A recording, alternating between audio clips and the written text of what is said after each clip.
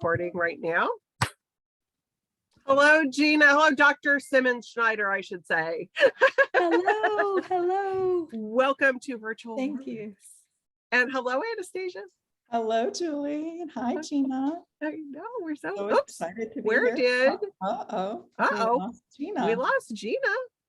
Well, we'll get her back. We'll get her back. We'll get So her back in just we have a couple minutes to let Facebook know that we're here. So I'll do my little spiely stuff. All right. That sounds great. Before that all happens. But see, we were talking about the stuff that happens live when you're doing this stuff. So true. This is the live things that happen. This is the live thing that happens. And I've got two dogs who are just about to leave on a walk with my daughter. All right. The arrangements we made. So who is dinging? Something's dinging. Is that because it's not me? My computer dinging. Okay. I don't know why it's dinging. So maybe we need to figure that out because it might be your messages coming through. Yeah, off my messages. I'm letting Dr. Schneider back in, but her microphone and camera are off. So she might be having a little technical difficulty. Do not disturb. Anyways, well, for people who are joining us, let's see. We'll go out to Facebook. Oh, we've got some of you all out there on Facebook. So hang tight, people on Facebook, and we'll get Dr. Simmons Schneider on here as soon as we possibly can. For those of you that maybe don't know who Warwick's is, but I think most people, because I think we've got a pretty San Diego centric audience is what I'm thinking. Yeah. There she is. I don't know what happened. We were talking about those things that happen live. We just talked about how anything can happen. And it happened. Be careful what you say. I know, right? I know, don't right? put that stuff out into the universe because it'll come back and bite you. So, and I think Anastasia's trying to get her dinging. I'm trying to get my dinging to stop. We got Tell people to stop messaging you. Because they're excited about like, stop messaging me. We got things, we've got dogs, we've got all kinds of We got all of it. We got it all. Real life. Exactly. We've got FRAZZLEBRAIN. We got exactly, and that's not the perfect segue into that. I know. mean, come on. So true. This is like the poster child of it right now, right? Yeah, this is it. We got to roll with it. We got to just roll with it. So I was just going over really quickly about how where Warwick's is located, La Jolla. I said we're pretty San Diego centric audience, I'm thinking, but you never know. If you're joining us on Facebook today, I'm going to put in the comment section how you can order the book from Warwick's. We're located in La Jolla. When you order that book, you can choose to come pick it up at the store. There's lots of great books and other things to look at. So we'd love for you to do that. Or if you're joining us from outside the San Diego area, we can ship that book to you. So that link will be in the chat. Also in the chat, we love audience questions. So if you are so inclined, we would love to hear questions from you. Anastasia and Dr. Simmons Schneider are going to talk for about 35 minutes.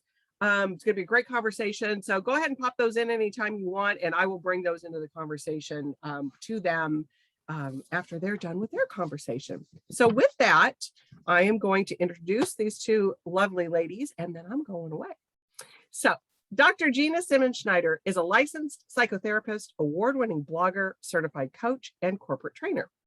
She serves as co-director of Schneider Counseling and Corporate Solutions. Dr. Simmons Schneider served as adjunct faculty in psychology at San Diego City College. She's also certified in neuroscience for clinicians through PESI and critical incident stress debriefing through National Trauma Services. Dr. Simmons Schneider has been quoted in the New York Times, Los Angeles Times, and the San Diego Union Tribune, and she contributes to online media podcasts covering a variety of mental health topics. She's here today to talk about her new book, FRAZZLEBRAIN, Break Free from Anxiety, Anger, and Stress Using Advanced Discoveries in Neuropsychology. There is that. I love the cover. The cover is great. It's so good. Thank you, Julie. Joining her today is Anastasia Zadeik. Anastasia is an author, editor, and narrative nonfiction storyteller. Her work has appeared in the San Diego, should I ask you this, a Decameron project? Is that how we're saying it? Yep, the Decameron Project. Decameron Project. I always have one word in here that's just going to always trip me up. Literary Vine Review and Shaking the Tree. Director of Operations for the San Diego Writers Festival. She is also a frequent performer, coach, and board member for So Say We All, a literary nonprofit dedicated to helping people tell their stories and tell them better. Her debut novel, Blurred Fates, will be released August 2nd of this year. And look for her maybe at Warwick's this summer. We're starting to dip into those live events. So there we are. You two have a great conversation. We'll see you in a little bit. Thanks, Julie. Thank you, Julie. So here we are. Thank you, Anastasia. Oh my gosh, I'm so excited to be here. I feel so lucky because first of all, because I got an advance copy, and as you can see, marked. And I have also already started using the Frazzle hacks, and I'm already starting to see the impact. So I am the lucky one. And I can't wait for us to get into talking about some of those. We're going to actually try one and with the audience, and just really excited to delve into this book. But before we delve, Gina, I wondered if you could just tell us to start, what inspired you to write FRAZZLEBRAIN? Well, you know, we've been working in the field of conflict management and anger management for more than 25 years. And years ago, I was doing a training for a bunch of therapists that worked at an employee assistance program. And these therapists were wanting help with angry clients and how to cope with angry clients. And I remember at one point I was talking about self-soothing and how important it is for us as therapists to have the ability to soothe and comfort ourselves and calm ourselves down before we try to address a conflict or a dispute with someone else. And as soon as I said self-soothing, this one woman raised her hand, and this therapist, and she said, "What's self-soothing?" And everybody in the room leaned forward, like that scene out of Grease where everyone's going, "Tell me more, tell me more." And I went, whoa, I filed that away, that this is really something people are hungering for. And this was pre-pandemic. And so we realized that we really needed people to learn some skills. So fast forward, I'm studying neuroscience, and I'm learning about the default mode of the brain. And the default mode is when we are under stress or we are in an ambiguous situation, we go into fight, flight, or freeze, right? Everybody's read about that. So the default mode of the brain is we just have three ways of coping, you know, and we can collapse into depression or freeze, or anxiety and freeze, right? Or if we feel threatened, we can fight or we can run. Those are our only options, right? But then we realized that the brain actually can learn new skills. We can actually use our words. We can communicate. We can think. We can do some, we have a whole bunch of other things we can do. We can imagine. Right. And so what happens is that the other thing about our brain is that our thoughts can change our brain. And our brain can change itself, which is a really radical idea if you think about it for a second. You know, your brain can actually change itself. Is that what neuroplasticity refers to? Exactly. Neuroplasticity is this concept that our brain is constantly growing and shifting and adapting to what we're learning. So if we want to learn coping skills, and you can see this in Secret Service agents, for example, they have to learn how to move towards gunfire. Right. They learn how to cope with gunfire, which is something I hope we don't have to know how to do. Yeah. But they can train themselves to cope with really extreme situations because they have coping skills. They've learned, they've practiced, they've drilled. So this book is full, FRAZZLEBRAIN is full of coping skills for people, teaching you how to cope with all kinds of different stressful situations, both internal and external.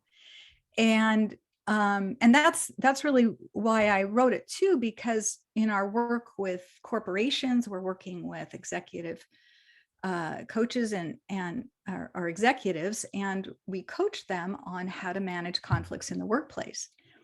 And pretty much everybody we know has to manage conflict, right? If you're in any relationship at all, there will be conflict. And so how do you do that? You know, how do you cope effectively? So the other thing is the concept of FRAZZLEBRAIN came about when we realized that we don't all experience emotion, one emotion at a time. Right. Right. So you can get a big promotion at work and come home and find out that somebody you love has a life-threatening condition. And then you find out something else that's really interesting. And all of a sudden you have this sort of jumble of emotions. You have anxiety, you have internal conflict, you have the stress of dealing with a plumbing leak, you've got COVID. Yeah. Oh my gosh, So, right. So all of those things come at us all at once. And so FRAZZLEBRAIN is really this condition of irritability, anger, anxiety, and stress.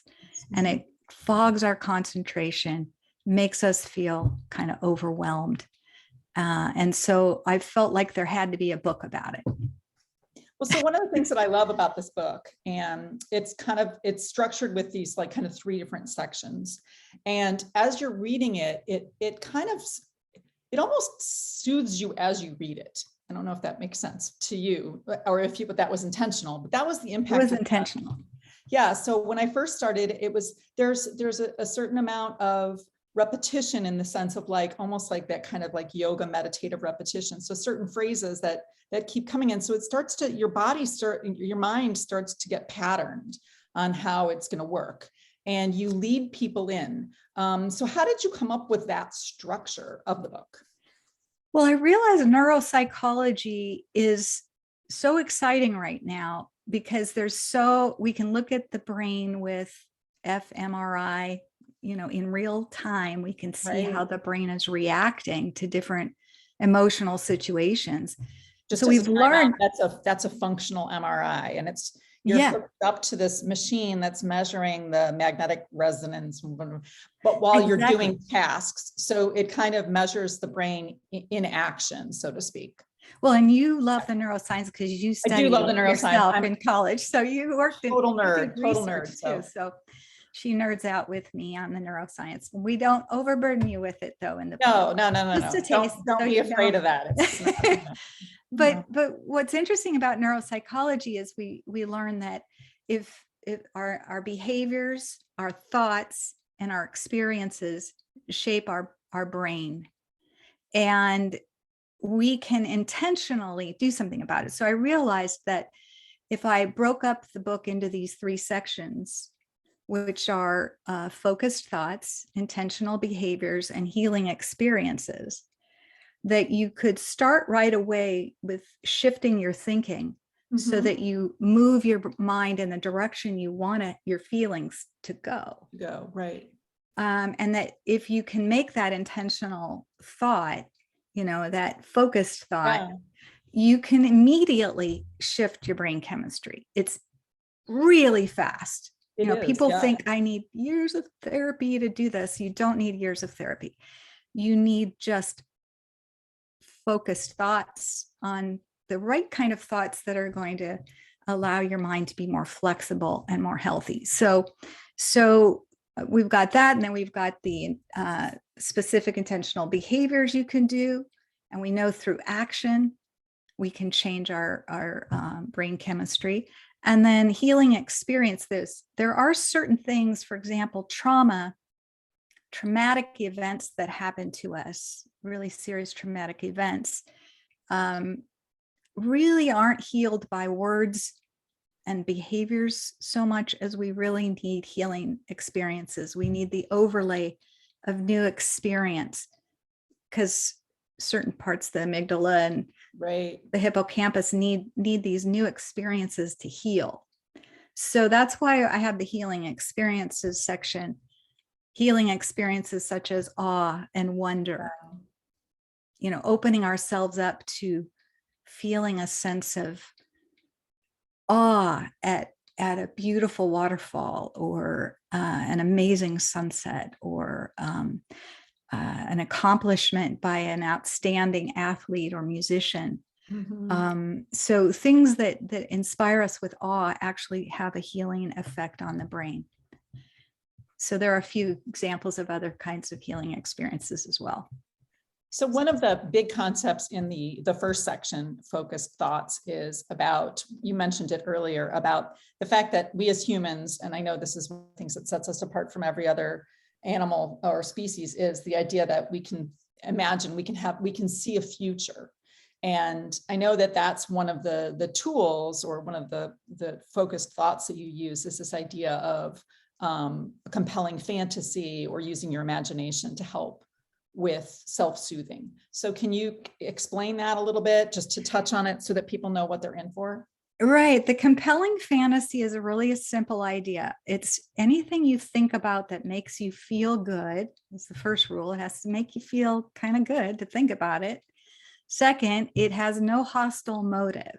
So if what makes you feel good is thinking about 101 ways to tell off your boss, that is not part of the exercise. So no hostility involved in it.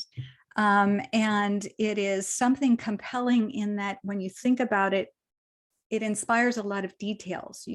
You want to think about it some more. And I'll give you examples in a minute. And then the fourth thing is that it's not a sexual fantasy, even though that sexual fantasies are fine for sexual pleasure, but for the purposes of calming and soothing yourself and shifting your mood, we don't want a fantasy that's going to make us all agitated. Right. So it's going to be something that just is pleasurable to think about, no hostile motive, and it has a lot of details. So I'll give you examples, like the ideal vacation fantasy. So the wonderful thing about fantasy is we're not limited to what is practical, realistic, right? Or even right? actually doable, right? So you can have an ideal vacation fantasy where you get to go with Richard Branson to the moon and set up a new colony, and then you get to come back to Antarctica, and you get to do some cool things on a ship, a submarine, or you can just go to Europe and have good food and wine, but whatever it is, you want to reading a book. you want to think about the details of your ideal vacation, of your ideal vacation experience. So that might be, who is my traveling companion? What do I pack? What do I wear? What airport do I land in? Or what site, what heritage site do I want to visit? So the more you think about this thing, it can cause some delight. And I've done this with clients who've come into my session, a therapy session, in a panic attack. And we will just take that panic attack right down by going, okay, tell me a recent time when you felt, oh, you were in Kauai. So tell me about hiking in Kauai. So what was that? What plants did you see? And, what was it like snorkeling with the sea turtles? And pretty soon the person's breathing is down. Their whole nervous system is all settled down again. And that happened just with thoughts, with thoughts, right? So having that tool, I recommend people exercise this all the time, that you just exercise your imagination all the time. And you can have one or two reliable fantasies. And I give quite a few examples that people can start with. Right, yeah. And it can be, a hobby you have. I'm going to make a quilt. This is the quilt I'm going to design. These are the fabrics I'm going to use. It can be a lot of different things. It can be a shopping spree. It can be. Yeah. Oh, yeah, definitely. You're not limited by anything in the fantasy, right? So there's. Yeah. So I know that your own compelling fantasy was sort of a big part of the development of the book. And I wondered if you might be willing to do a little bit of a reading for us. I think it's on pages, let me see, I've marked it, 73 and 74. Okay. And this is actually the story that one of the very first times that I met Gina, for the audience, is we were in a read and critique group together. And Gina had come in, and I'd been in the group for a little while, and Gina was sort of a new member, and we all went around to talk about what we were writing. And then Gina read that day. And from what I remember, this was you read an early iteration of this to us, and I remember it quite well still now. So it's got a lot of impact. So Oh, thank you. sharing it with everyone. Oh, thank you. So this is my story. So I'll share a little here. I stumbled upon the power of fantasy like many people do by necessity. I grew up poor. We frequently moved to ever smaller rental units. My parents suffered the indignity of repossessed cars, furniture, and bankruptcy. There was no money for toys, games, birthday parties, or bicycles. Yet my younger sister and I could turn bamboo into a native hut, yarn into dolls, and boards into tree houses with our imaginations. In some ways, the absence of toys may have helped shape our mind to enjoy creativity. We could sail through the trees on a rope like Tarzan, make rainbows out of sun-melted crayons, and soar into space while gazing at the night sky. As I grew, my imagination turned to music, songwriting, poetry, and big dreams. With no money for college, I worked and attended a community college. The fees were low, and I could schedule classes around my restaurant and house cleaning jobs. I dreamed of making a career as a singer-songwriter. I took courses in music, drama, dance, and the usual general education requirements. I auditioned for a working band and got my first steady professional singing job. Soon, the imagined thrill of singing in front of an audience dimmed after several harrowing encounters with drunken men. One included a stalker who left threatening notes on my car, and another repeatedly called the nightclub to leave lewd and threatening messages for me. My imagined life as a singer-songwriter appeared far more glamorous than reality. I kept attending college as I loved reading and learning, yet I had reached a career crisis point. What do you get to do what if you get to do what you always wanted to do and find out that you hate it? In despair, one day I took a walk. I saw a green flyer on a wall. It said, "Volunteers needed for a suicide crisis hotline. No experience necessary. We'll train." My favorite classes in college, besides music and writing, were the psychology classes. I loved helping people. Yet I needed a paying job. Volunteer work did not make a lot of sense. I took the number anyway. After a screening interview, a 40-hour training, and supervision with live calls, I was a hotline volunteer.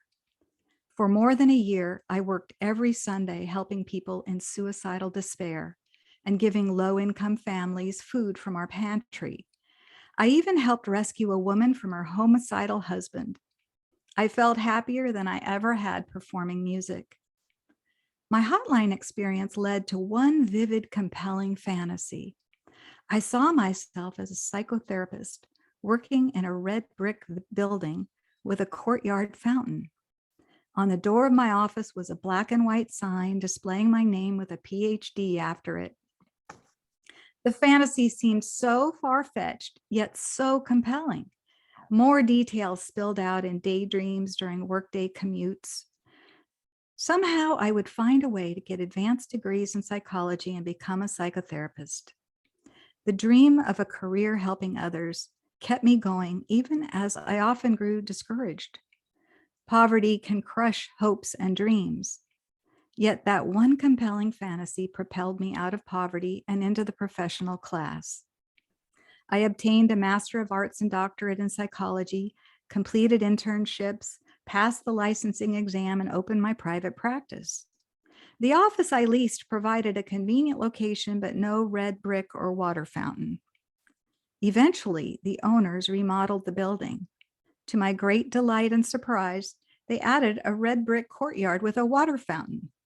My vivid, compelling fantasy had come to life. When you focus the power of your imagination, you gain the energy and motivation to overcome any obstacle. Some people tell me, I don't have much of an imagination. I can't do this because I'm not creative. Yet when I ask them to describe something that happened to them, they use images and metaphors to show a vivid imagination at work. So it's a great story because it kind of shows that couple things. One, that life takes you on an interesting plans. What's the quote? Life is what happens when you're busy You're making other plans. Yes. But also because this for you, the compelling fantasy basically shaped your whole life. And now that's not saying that that's going to be true for everyone in terms of using it as a self-soothing device, but it is powerful. Imagination is super powerful. And there was a couple places in the book where you talk about the mind body and the idea that one of the things that fascinated me was this idea that you can practice, that sports athletes will practice in their heads and then be able to do the thing that they've been practicing as if they were actually physically practicing. That mental imagery and mental practice really packs a big, powerful effect.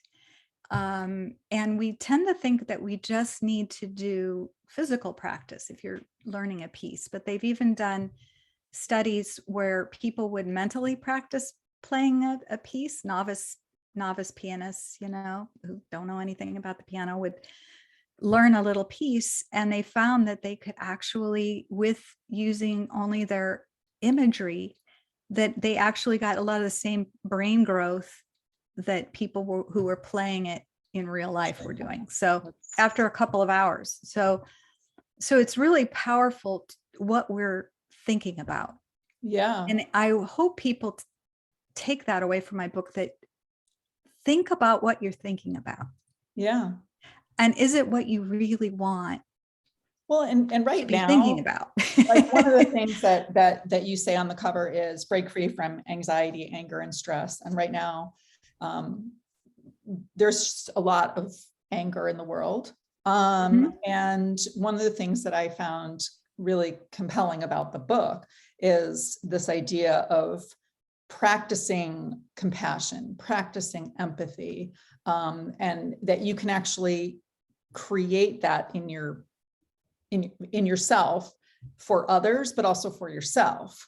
And one of the first frazzle hacks. Now, frazzle hacks, I'm going to let you explain what frazzle hacks are real quickly, Gina. But one of the first ones is about practicing empathy. But can you explain a little bit about what a frazzle hack is and how people can use them? Yes, frazzle hacks are little exercises that can give you a real experience of change, in the moment. So some of them are meditative, some of them are written exercises you can do, but the goal is to give you a tool for self-soothing that you can pull out at any time and use at any time. And some of them, again, are focusing on thoughts. Some of them are actual actions that you can do, commitments that you can make to yourself. And then some are experiences that I invite people to have that will actually help with healing trauma. Yeah, that's what frazzle hacks are. And they all begin, like, one of the things that's interesting. So you talk in the book about combating fear and anger and anxiety and a lot of these negative emotions, that one of the quickest ways to kind of orient yourself is with deep breathing. The frazzle hacks usually begin with just studying yourself, taking some deep breaths. I think we have time. Do we have time to take the audience through a quick frazzle hack? I think we do. Okay. Yes, you do. Thank you, Julie. Excellent. It's the voice of God. So I have marked one that this is one of my personal favorites because it's an early one. It's frazzle hack empathy, and it's on page 32. And I wonder, Gina, if you would be willing to just read us through it. You can either the audience members can either close their eyes, or you can take a soft gaze at something. And then Gina's going to talk us through just to give you a sense of what is in store for you with the book. And then take it away, Gina. And this is a brief frazzle hack called empathy. And if you are driving, please don't close your eyes. No. And or if you're cooking food, or if you're operating heavy machinery, or shaving, anything like that. Good point. So I'm going to take you through this. We'll do, I might go slow and do some deep breaths so you can kind of breathe with me a little bit. And hopefully you can either just gaze down like Anastasia said, or close your eyes if you're comfortable. And hopefully you're seated in a comfortable position. Take a moment to close your eyes and settle yourself down a bit. And take 5 deep breaths. Slowly inhale through your nose and slowly exhale through your mouth. Notice your breathing as it gets deeper, slower, more prolonged.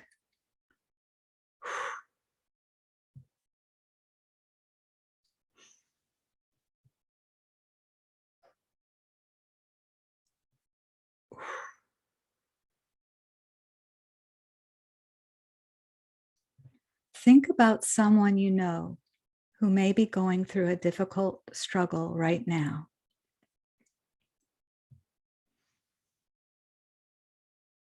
Imagine that person in front of you. What are they wearing? What expression is on their face?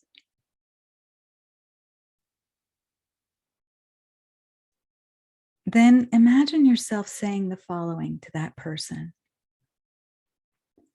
I hope that you can find peace right now. I hope that you can live with ease through your current struggle. May you feel contentment and happiness. May you be healthy.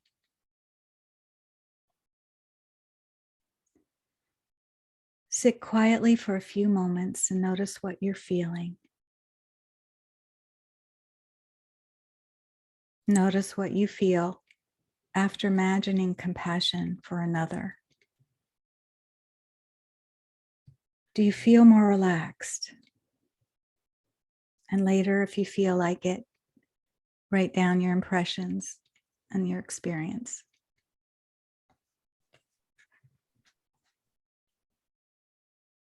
I personally, every time I did one of these, I felt almost instantly relaxed. And I love the idea of this one in particular because it's other focused.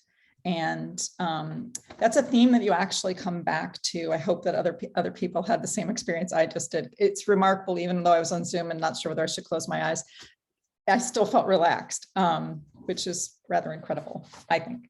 But you talk later in the book about some healthcare people that were involved during COVID, and that's definitely other oriented, and how they coped with the stress of that. And I wonder if you could tell us just a little bit from the standpoint of, as a researcher, like, how did you reach out to them? What did you learn? Well, I have a good dear friend, the Firstman family, with their whole family friends. And one of their sons is a nurse, Seth Firstman. And Marianne Firstman gave me the names of several nurses that were students with Seth when they were in nursing school, and they were in different states in the United States. And I was able to contact them, and they were all very eager to answer my interview questions, which was really helpful. And they were all in different types of nursing units. One was in a COVID unit, and one was critical care, and one was ICU nurse. And they were wonderfully generous in answering my questions. And I asked them a lot about how they were coping and what skills they were using to cope with COVID, which we know the healthcare industry has been they're still overwhelmed, just absolutely overwhelmed. And these folks need a hug. They need our love and care. So what was really touching to me was that all 3 of them found ways of coping that really dovetail with the recommendations in my book. Things like finding time in nature, giving yourself permission to, cry with loved ones, being involved with animals, having pets. And you would think that the stress of caring for others all day would make nurses feel like they don't want to have anything else to take care of. But having a puppy at home, all three of them actually talked about how that really helped, and plants to take care of, and nature and time in nature. So, and reaching out to others, I think that was one yeah, of the things that they recommended, which is one of your healing experiences recommendations at the end of the book. It's when I was reading that section, and that was actually, it's kind of interesting because I was thinking during the empathy thing about how sometimes the thinking about somebody else or caring for something else, like a plant or a pet, can actually take you, it can relax you in a way that you wouldn't have anticipated. yeah. Sorry, go ahead. No. Oh, I was just going to say it's associated with longevity too, like elderly people that have somebody to care for, a plant to care for, a reason to remember something. Oh, like every Wednesday I have to water and fertilize this plant. They actually have improved cognitive functioning, they live longer, so on and so forth. Better health outcomes when we care for other people. And it was fascinating to me. There was evidence that this isn't limited to people like who have a big yard, that this can be something you can do if you're in an apartment. If you live in an apartment, you can, just grow some herbs in your kitchen, or there's even evidence that just looking at green plants is soothing soothing as well, even if you have nothing to do with the dirt.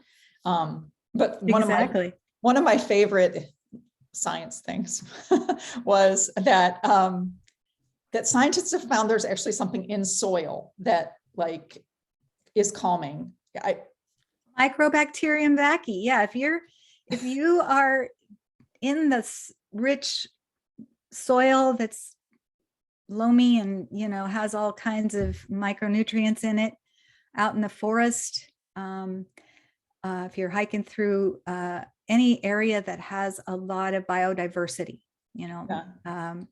that the particles that you inhale, particulates from, if you can smell it, you're getting some of that in your brain, that it has natural antidepressant effects that can, if you spend 2 hours hiking in the forest, you have a 30-day antidepressant that you just absorbed, So I've even noticed just from doing little potted plants for my front porch, when I'm planting flowers, that I can instantly shift my mood just from inhaling some of the particulates from it. So time in nature is really healing, and that's part of the healing experiences that I talk about.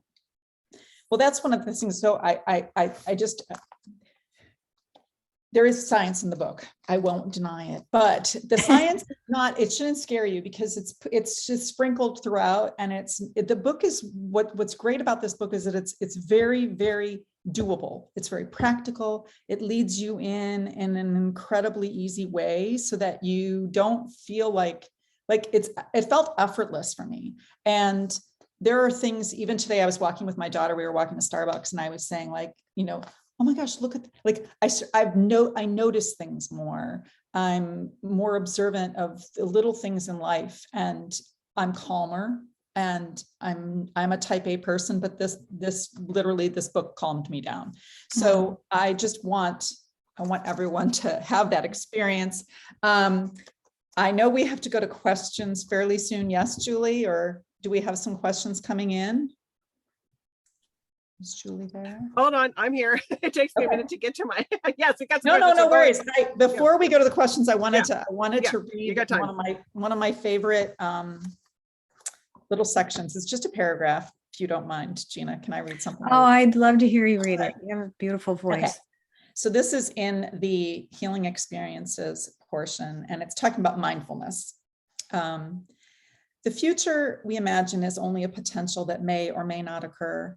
The past is an idea, a set of memories that we have molded into a story. These memories represent a distorted, tiny fraction of what has happened. Memory imperfectly captures reality because memories fade, change, and only record fragments of our experience. The reality we can grasp resides in the present moment. Mindfulness helps us fully appreciate life as we live it. And that's like, to me, that's what this book is about, is helping you to experience life very fully, but with tools that are at your disposal already, for the most part. It's not, this book doesn't require you to go out and get a bunch of stuff. It's all stuff that's already in your head, in your body, and in your life experiences. It's just a way of channeling it differently. And so. Oh, thank you for saying that, Anastasia. Thank you. It's truly incredible. And with everything going on in the world right now, I think that we can all appreciate that it's very hard to stay calm. It's very hard. Things are coming at us all the time. And this gives you tools that you can instantly apply. Well, and that leads us to the very first question. Excellent. Oh, Which is really, and you have got lots of wonderful comments and friends and cousins and all kinds of people on here. So go to the Facebook page and go read through them after we're done here. Because thank you, everyone. Yeah, it's really great. But I'm trying to find the questions because there's so many comments. I have to like scroll up through them. So bear with me a second. One of them is, the first one that came through was, where'd it go? Sorry. No worries. Anastasia, you've done this before, right? Trying to find these questions. It's really, there it is. So Nicola wants to know, do you have any thoughts for helping people currently so disturbed about the war? Or about war? Right. I mean, I think that we're all feeling this foreboding, right? And it's war in Europe, and I think that the guiding sort of principle that helps me through this is hope is healthy. And hopefulness is always important to generate, even when things feel hopeless. And so how do you generate hope in a time like this? Well, what is healing is joining with others and aiming our thoughts, our behaviors, and our experiences in the direction we want things to go. So now is not the time to collapse into despair and helplessness. Now is the time to join and put our thoughts, our words, our deeds, our intentions in the direction of where we want to go. Do we want peace? Okay, let's collectively be with people. Do we want to help the Ukrainian people? Let's join with helping the Ukrainian people. There's plenty of ways to do that. A friend of mine just sent me an email to send a birthday card to a refugee who arrived that he met on an airplane. And so we all we can donate, we can join with other people to support. So when we join with others and aim in the direction we want things to go, we are generating hope. And we are also making the world we want, right? We are being the change we want to see in the world. And collapsing into fear, again, is the default mode of the brain, is just to hide, collapse. But we have other skills. We have words, we have letter writing campaigns, we have all kinds of things we can do. And if we don't know what to do, we can ask other people for help. So always go for hope and you will be healthy. Always go for looking for a solution if you don't know what the solution is. And that is the healthier choice, always. Yeah. It takes that practice from your frazzle hacks to do that, because it's like, and somebody said earlier when you said for a police officer running towards the bullets, I mean, those are things that exactly was a great way of visualizing what that is and being able to switch your brain.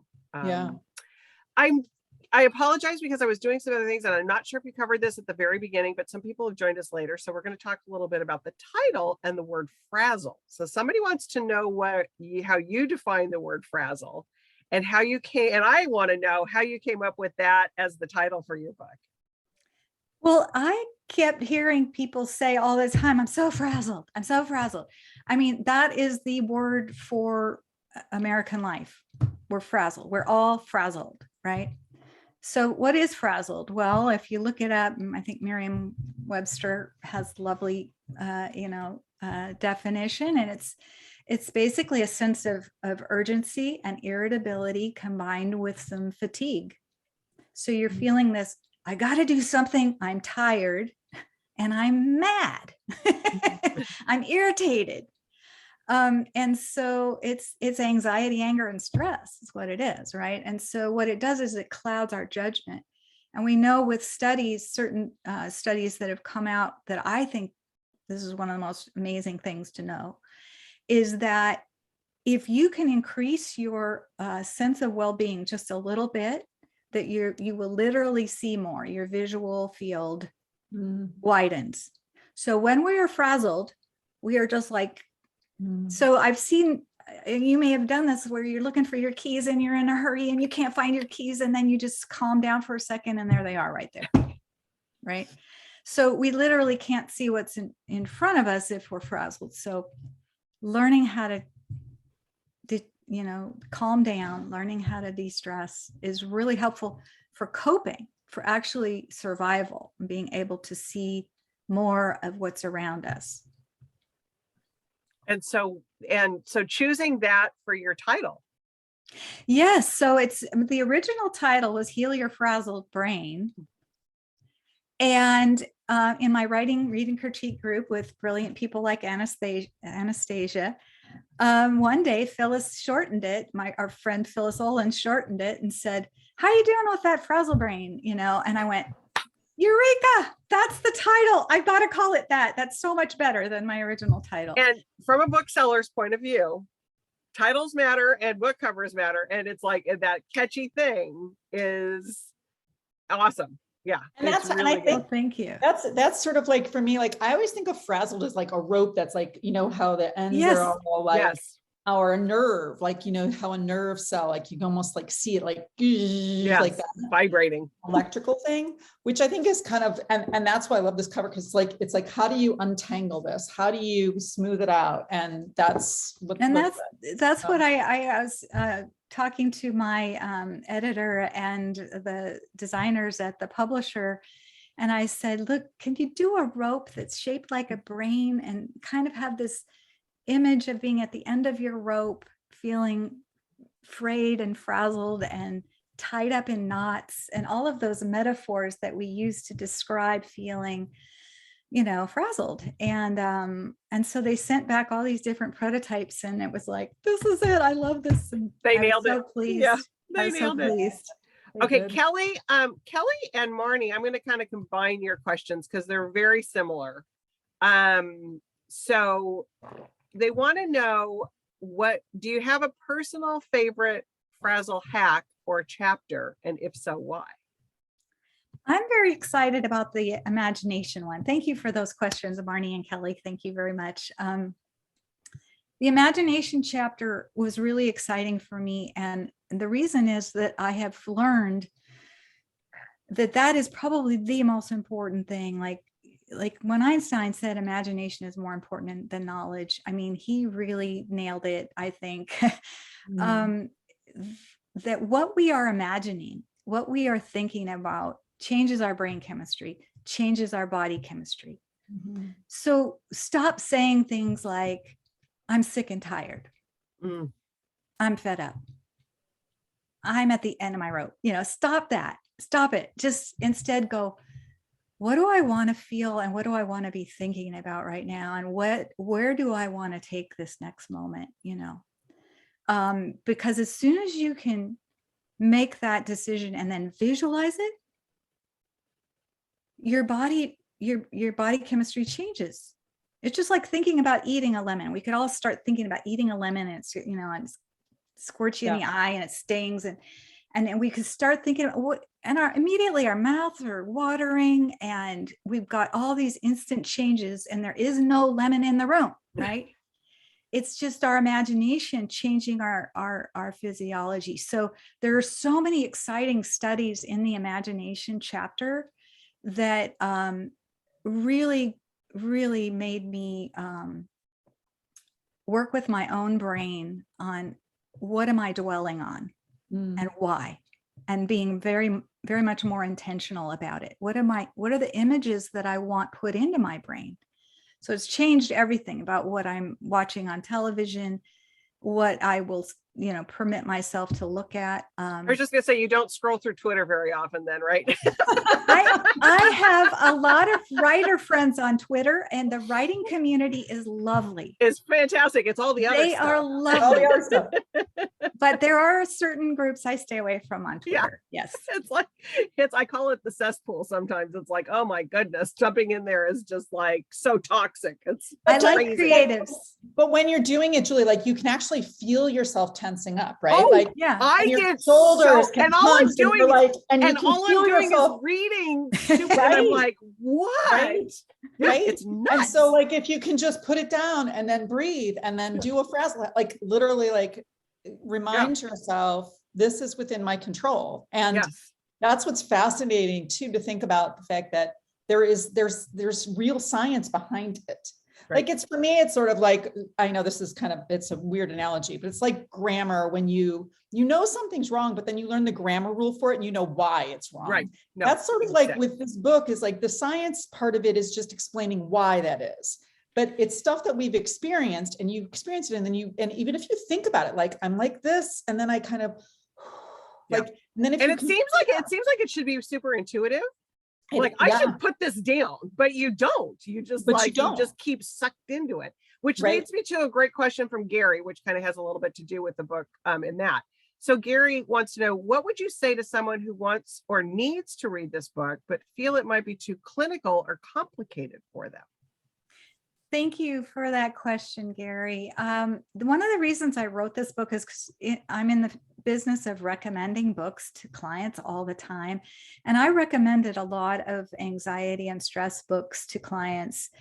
And one of them would only get to remedies in like the 7th chapter, and some of them couldn't get through the first couple of chapters because it's all about anxiety and all about the icky feelings and all about how bad they are for you. And people are just like throwing the book at the wall. I hate the way this makes me feel. So what I've done with the science is I just sort of describe what's useful about the study for you to know. And then I leave the reference there for those that want to really geek out and know even more detail about why. So I really tried to, and my reading critique group, like Anastasia, you gave me really good feedback about how to take the sciencey, professorial, doctoral dissertation tone out of the writing and really make it accessible to everyone. And because I think we need easily acceptable, absorbable, understandable things in order to make a change. If something seems too overwhelming, we had this like little like brain scan too. It's like everything has to come at us. It's like if it's not quick, people will turn away. Yeah, and so my goal was every page has something in it, hopefully that is soothing. And Kristen Navarro's interviewed me for Vanguard Culture magazine, and she coined a term that I thought was really cool, mexed book. She said, this is like a mexed book. It's a meditative textbook in the sense that you feel like you're meditating while you're reading it. You feel comforted while you're reading it. And that was the goal. And we worked really hard on trying to make the language healing itself. So the goal of the book is for it to be a healing experience to read it. And so I have to say it absolutely is. And it's funny because I didn't know that. I know that sounds crazy because I've been talking to Gina about her book since the beginning, but I found that as I got towards the end of the book, I was just, every time I picked it up, I felt calmer. Like it actually, reading the book calmed me down. Wow. And I think you guys talked about this too. In knowing the why of something helps you. And I know you talked about this. It helps you so much better understand the outcome. It's like, why is this happening? Why is the fix working? Yeah. And you have to know those whys. Yeah. And I think it doesn't feel woo-hoo. Like this isn't like there's, but again, it's not like this is a science book. It's more that the science is there to explain it. If you want to dig deep, it's all in the bibliography, but it's more just to give you that confidence that there's a reason this works. And this is why. And so you have this confidence in it. So I'm going to get to a couple more questions too. Yes. Oh, go ahead, Gina, go ahead. Oh, I was just going to say, that I wanted the intelligent, critical thinking readers also to be able to go, this isn't just woo woo, right? This isn't just somebody making up some stuff to make people feel good. It's actually rooted in science. And that can give you more confidence that, hey, if I try this, there is evidence that it'll work. There's reasons why it's going to work. Okay, two more questions we'll get to. Kristen wants to know, what was a favorite personal revelation while writing this? Oh, wow. What a juicy question. Yeah. I love that question. I keep going back to the idea of collapsing into helplessness and hopelessness. Because I have been in places in my life where I felt things were hopeless, feeling impoverished. You look at other people and go, I could never, there's no way. And I realize now, having gone through all of this, that back to that idea of the power of our thoughts and our imagination, that if you allow your mind to dream and dream big, we limit ourselves every day. We limit ourselves all the time. And we need to stop doing that. We need to stop limiting our imaginations, stop saying I can't, stop saying that's not possible, because what I know now is that we underestimate ourselves by what we can physically do. I mean, that guy who got stuck and had to cut off his own arm, do you think he thought I'm capable of cutting off my own arm and hiking a whole bunch of miles with a bloody stump, to survive this horrible hiking accident? Do you think that guy thought that was possible ever? Right. So we are physically and mentally, emotionally, psychologically, culturally way able to do way more than we think we can. And so we got to stop limiting our thoughts. And I keep catching myself going, wait a minute, stop saying that, stop doing that, because we need people who can inspire and heal and create peace now. We can't afford to collapse into helplessness right now. Now more than ever. Okay, we're going to close with, I think, a great question for Marnie again. Marnie, we love your questions. Marnie. Are you ever going to teach these concepts in a class or workshop? Or where can we find you next is the good question. Oh, Marnie, what a great question. Yes, the goal is to have a course. And you can find me at frazzlebrain.com. And you can subscribe, and you'll get my blog and maybe new announcements and information. I'm always finding new things. I read a new study every day. So I'll be sharing new stuff that I learn with people. But yes, that is in the works to have a course that people can take. And I think through community too, when people come together in community, they can do so much more than they can do individually. And so creating a supportive community where people can be practicing these things is my goal. I'm seeing like a yoga studio next door to a FRAZZLEBRAIN studio. Well, yoga's a good thing. Yoga's a Right. great thing. So I'm thinking like go to yoga, then stop over and see the FRAZZLEBRAIN Be first, yoga frazzled. second. So Gina, can you tell us what your handles are and all that, so we can follow you on Twitter and things? Oh, sure. Can I remember them? Dr. Gina Simmons on Twitter, Dr. Gina, Gina Simmons on Twitter, Gina Simmons Doc on Instagram. But if you go to frazzlebrain.com, you can find them all there. All there. Okay. And that might be easier to take you there if Yeah, you want I'm to thinking follow me. podcast needs to happen next. I mean, I'm thinking there's lots of things that Thank you. Yes. Well, you know books and how to get them out there. Yeah, So- I could see a podcast happening oh, And we thank need you. it, because we need it, like individually, but also collectively. We need collectively. stuff that's Yeah. in here. It can change us. So It's amazing. Anastasia, great conversation. Thank you for doing this. It was fantastic.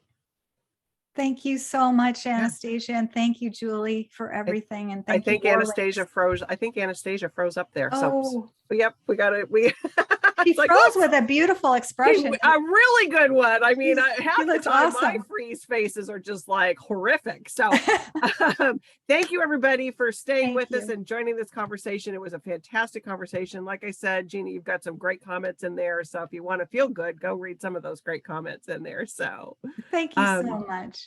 with that, everybody, order the book. We're getting them as quickly as we can. So hold on and we will get your order out to you ASAP. So anyways, thanks again, everybody. Thanks so much. Good night, Bye-bye. Gina. Bye-bye.